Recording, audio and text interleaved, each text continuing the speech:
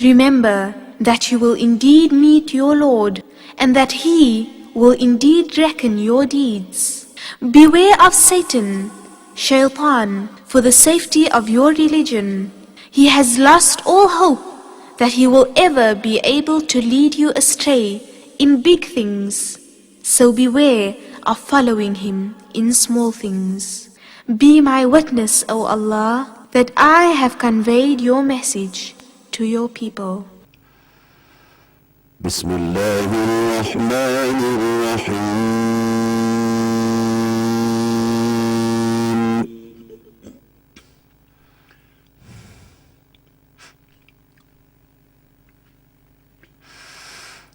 ألم نشرح لك صدرك ووضعنا عنك وزرك الذي أنقض ظهرك ورفعنا لك ذكرك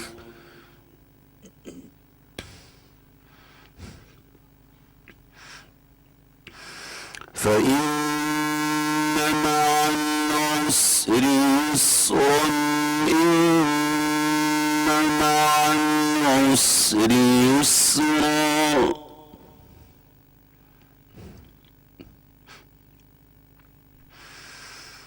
فإذا فرغت فانصب وإلى ربك فارغب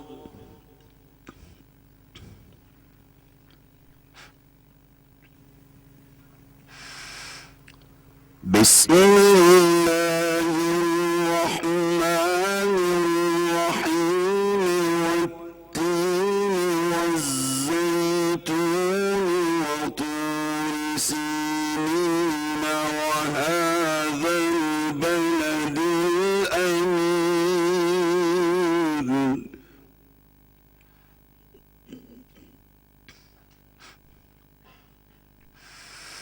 وهذا البلد الأمين لقد خلقنا الإنسان في أحسن تقويم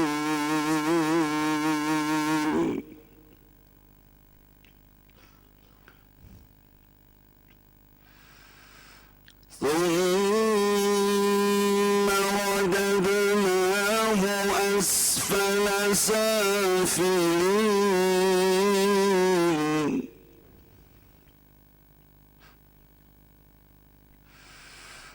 إلا الذين آمنوا وعملوا الصالحات فلهم أجر غير ممنون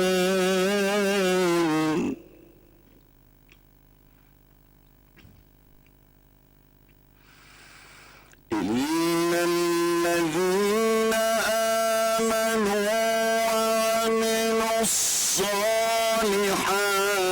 فلهم أجر غير ممنون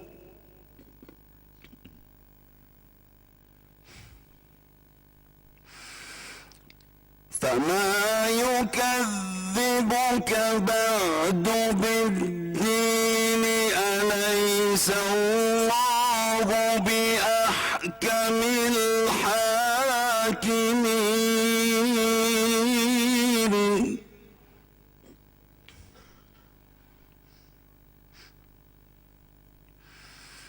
بسم الله الرحمن الرحيم اقرأ باسم ربك الذي خلق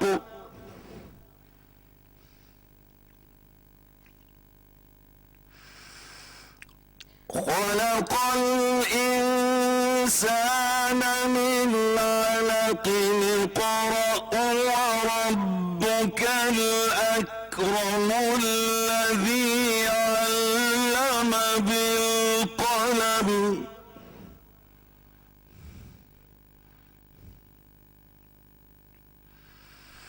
اقرأ وربك الأكرم الأكرم الذي علم بالقلم علم الإنسان ما لم يعلم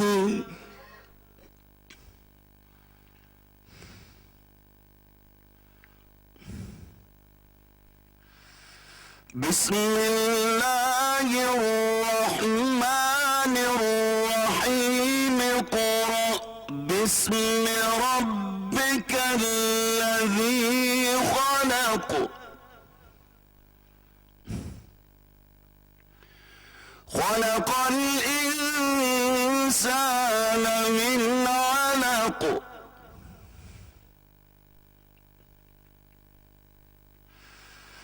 اقرأ وربك الأكرم الذي علم بالقلم علم الإنسان ما لم يعلم بسم الله الرحمن الرحيم اقرأ باسم ربك الذي خلق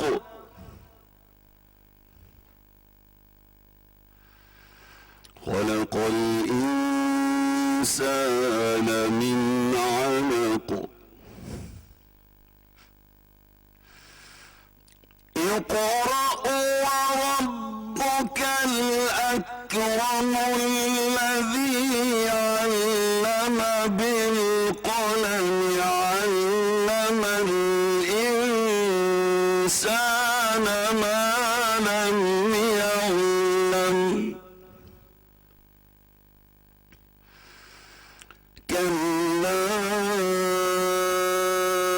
إن الإنسان ليطغى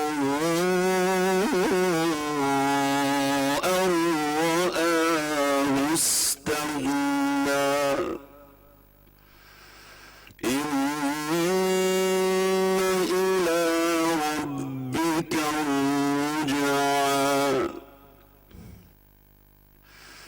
أرأيت الذي ينهى عبدا إذا صلى أرأيت إن كان على الهدى أو أمر بالتقوى أرأيت إن كذب وتولى ألم يعلم بأن الله يرى صدق الله العظيم رب اشرح لي صدري ويسر لي أمري واحلل عقدة من لساني يفقهوا قولي. صدق Allah al-Azim. My dear respected elders, brothers, sisters in Islam, Assalamu alaikum wa rahmatullahi wa barakatuh. I'd like to thank Imam Abdul Rashid Bran for that melodious rendition. I wish he was with us last night, certainly, with that vast audience. And if many of you were present at that particular occasion at the University of Cape Town, certainly in Durban we don't get such turnouts. It was quite amazing to see that in that lecture venue, in that public debate between Brother Shabir Ali and David Seckham, close to, from what the ushers were informing us, something like 1,500 people had packed in to an auditorium which caters for close to 300. So it's quite amazing that we don't get this kind of turnout in Durban, and just an indication of what to expect when we have programs of this nature in the mother city. The discussion for tonight is a topic that was promoted by, in fact suggested by Brother Shabir. It's, as we can see printed in your tickets, Does God Exist? An answer to atheism in this godless, materialistic society. You see, if many of you were to just go to your local bookshops, as I'd indicated yesterday, or CNA or Exclusive Books, and over the past year and a half, there was a book which was proliferating called The God Delusion by Richard Dawkins. In fact, it was a 2006, one of the best-selling books, according to information that I've got in 2007, as of November 2007. The English version of this book sold something like 1.5 million copies, translated into 31 other languages. It was ranked number 2 on the Amazon.com for approximately 6 weeks. In December 2006, it reached number 4 in the New York Times hardcover non-fiction bestseller list. In fact, for 9 weeks on the list, and it remained on the list for further 51 weeks until the 30th of September 2007. So, in that particular context, and certainly with this kind of popular culture that you see in entertainment, in the mainstream media, in the realms of academia, there's this kind of perception that religion doesn't have any significance in today's society. People are going to alternatives. You watch the Oprah Winfrey show. There's this kind of consumer kind of religion, the New Age movement, popular culture. There's people experimenting with Zen Buddhism, with yoga, aspects of Hinduism, Sufism merged with Satanism and so on. So this kind of spiritual void in the minds of the masses are causing people to look at different alternatives. And so in that particular context, Brother Shabir will unpack and address us on this particular issue. If I may just, to throw this quote pertaining to what Dawkins, one of the inspiration for what led Dawkins to in fact write this particular book. There was an individual called Robert Pirsig. He made an observation in one of his writings where he said, when one person suffers from a delusion, it is called insanity. When many people suffer from a delusion, it is called religion. So religion is not viewed too popularly in mainstream circles, just like politics. Politicians. I see there's no politicians here tonight. I know in Durban, most of our functions, we have politicians attending these particular seminaries and meetings. But as someone said, that the term politics, in fact, comes, interestingly enough, from the Latin word poly, and ticks meaning blood-sucking insects. So I see there are no many blood-sucking insects amongst us today. If there are, then just accept my apologies in advance. Coming to our speaker, Shabir Ali, as a prelude, he in fact holds a Bachelor of Arts degree, Religious Studies from Laurentian University in Sudbury in Ontario, with a specialization in biblical literature. That's the Christian Old Testament and the New Testament. That's quite unique because we don't have many scholars, certainly we don't have many alims, not that I know of offhand, who have this kind of level of critique against, well, I wouldn't say against, but in respect of Christianity, in respect of the biblical teachings, the biblical writings, the Talmud, the Old Testament, the New Testament. You don't find them. Presently, I'm informed he's now in his 4th year in his study, PhD, doing his PhD. I believe it's his final year in his PhD studies in Quranic exegesis at the University of Toronto, involved in tafsir. He's presently the president of the Islamic Information and Dawah Center International in Toronto, where he functions as an imam. He travels internationally to represent Islam in public lectures, in public debates. I was seeing a clip on YouTube where one of his adversaries, I believe, mentioned on the platform that Shabir is the kind of guy that you can take home to your mom for a cup of tea. Very friendly, very amicable. He's the kind of person that you meet him and you like him instantly.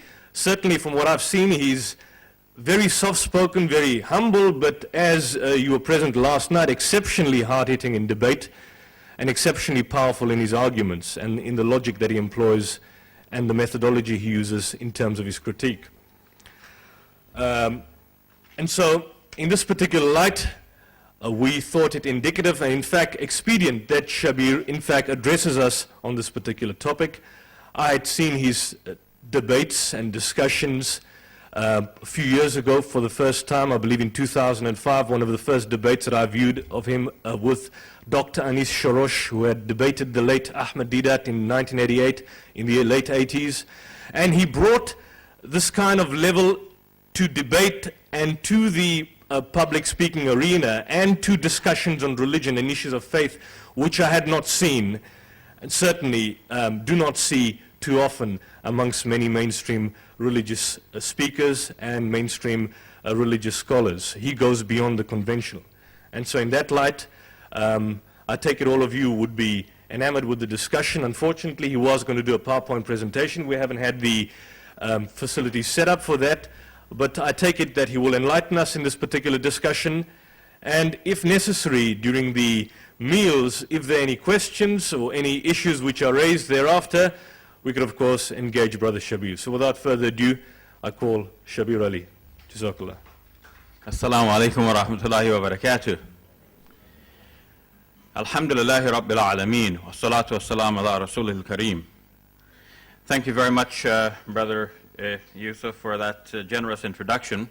I was myself enthralled and delighted to listen to the recitation of our Qari, Brother Abdul Rashid. May Allah subhanahu wa ta'ala give you long life and good health and keep you on the guidance with such a beautiful recitation, and even make your recitation more beautiful still.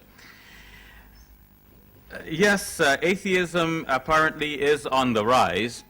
It's always been around, but in recent times it seems that atheists have become more bold with their publications. Not only do we have the book that Yusuf spoke about, The God Delusion by the now famous Richard Dawkins, but on the other side of the Atlantic we also have a book by Christopher Hitchens, which boldly proclaims in its title, "There is no God."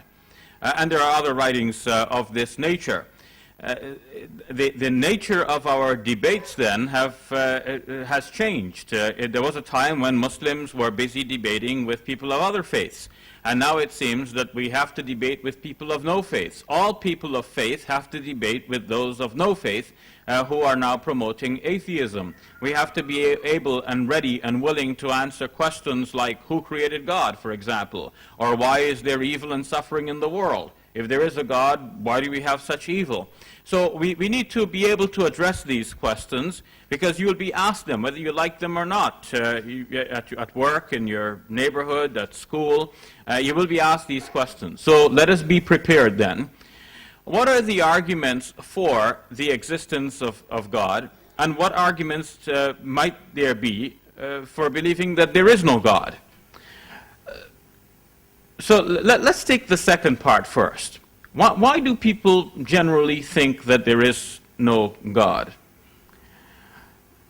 Usually to prove a negative is very difficult. If I want to prove that there is someone here, then I may look for clues pertaining to the presence of that individual. Maybe his coat is hanging somewhere, perhaps his favorite umbrella is leaning in a corner, and maybe his car is parked outside. These might be clues that the person is here. Not absolute proof that he is here, but at least some clues that will give us some assurance and some reason to look around for the possibility that he is in some corner, maybe in another room, somewhere here on the premises. So that's positive types of evidence. But if you want to prove that somebody is not here, how do you prove that? Now that itself is difficult. So for somebody to prove that God does not exist, that is already a difficulty, and we must commend someone for taking on that difficulty. If you want to prove that somebody is not here, you have to check every nook and cranny. You have to make sure that you've checked every room to make sure he's not in you have to check every stall in the washrooms to make sure that he's not in there somewhere. And then you can proclaim, I've checked everywhere and he's not here. So how do you prove that God does not exist? Where do you check? Where do you look? Do you look on Earth? Do you look on Mars? Do you look beyond the solar system? Do you look throughout the Milky Way galaxy? Do you go to our next neighboring galaxy, the Andromeda galaxy? Where do you look? And how many galaxies are you going to search before you can proclaim that God does not exist anywhere? It turns out that not only is it difficult to prove that God does not exist, but that if somebody says that God does not exist, he doesn't really know what he's talking about, because he does not really have proof. It would have been more respectable and intellectually honest if someone were to say, I did not find any evidence for the existence of God. in the vicinity of my own experience. So far, I haven't seen him to exist. I haven't found him, but perhaps he does exist. So one has to have that sort of openness. If one has that openness, we would qualify that person as an agnostic, a person who says, I do not really know whether or not God exists. That's an agnostic. But if a person says he or she is an atheist, by definition, that means a person who believes that God does not exist. Now, if you believe that God exists, that's because you have been privy to some clues that God exists. Whatever these clues are, and however meager they are. But they are positive clues that work for you. They have indicated to you in some small way that God exists. Just like we spoke about noticing a person's coat hanging in a corner, an umbrella leaning against the wall, his car parked outside. They're not definite proof that the person is here because he could have parked his car and left, or somebody else could have driven his car here. They're not absolute proof, but they are indications and clues of the possibility. But how do you prove that the person is not here? How do you prove that God does not exist anywhere? You cannot. So the person who says that God does not exist really is in an intellectually inadequate position. This is the first thing we should recognize. So what else might the atheist person say in defense of his position, which we are now seeing to be intellectually weak? The atheist will generally say that the presence of evil and suffering in the world proves that God does not exist. Many atheistic arguments actually have been formulated in response to Christianity. The modern world comes at the other end of the European Renaissance. The European Renaissance was in some part a reaction to Christian dogma. Many atheists now, many of these who trumpet the call to atheism, are in fact former Christians. These post-Christians are looking at what they have been taught regarding religion, and they are responding to that with their atheistic arguments. Christianity prides itself in speaking about the love of God, which is a good thing. But now look at how the atheist argument works. The atheist argument says that if God is all loving, then obviously he loves everyone and he doesn't want anyone to suffer in any way. And of course, Muslims share with Christians the belief that God is all powerful. So naturally, the atheist asks, well, if God is all loving and he is all powerful, then he has the power to remove the suffering that people are experiencing, and he's loving enough to want to remove that suffering, and he must know that the suffering exists, because Muslims and Christians and Jews will agree that God is omniscient. He knows everything. So if he knows everything, remember that you will indeed meet your Lord, and that He will indeed reckon your deeds. Beware of Satan, Shaitan, for the safety of your religion. He has lost all hope that he will ever be able to lead you astray in big things. So beware of following him in small things. Be my witness, O Allah, that I have conveyed your message to your people. بسم وهذا البلد الأمين لقد خلقنا الإنسان في أحسن تقويم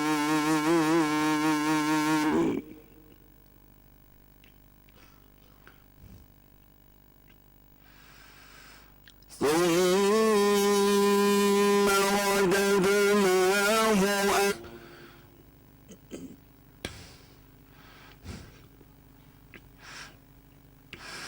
فإن مع العسر يسرا إن مع العسر يسرا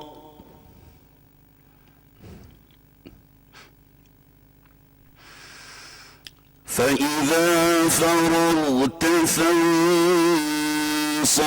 وإلى ربك فارغب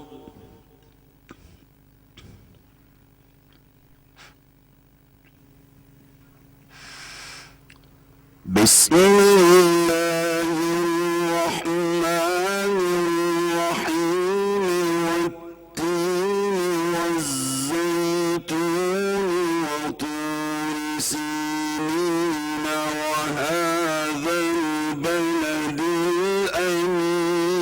الأمين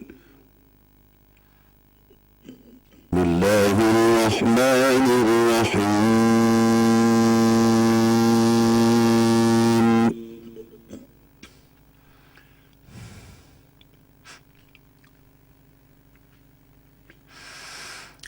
ألم نشرح لك صدرك ووضعنا عنك وزرك الذي أنقض ظهرك ورفعنا لك ذكرك